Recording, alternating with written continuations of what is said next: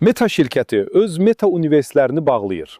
Küçük sərmayəçilərin kütləsindən pul qazanma layihəsi öz işini bitirdi.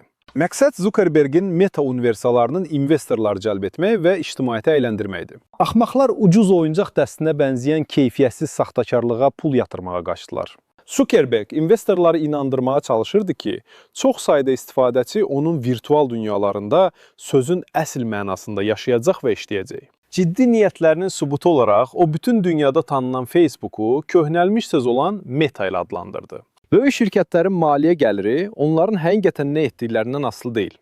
Əsasən nə qədər yeni kredit cəlb edəcəklərindən və nə qədər səhmlər buraxacaqlarından asılıdır. Zuckerberg geniş miqyaslı layihə düşünür, internetdə inqilab edəcəyini deyir. Maraqlıdır, başlanğıcda investisiya qoymağın mənası var. İnsanların tezliklə virtual dünyalara keçəcəyi qışqırıqları altında acgöz axmaqlara yüksək qiymətlərlə boşluq satılırdı. Layihə öz işini gördü, bağlamalı olar.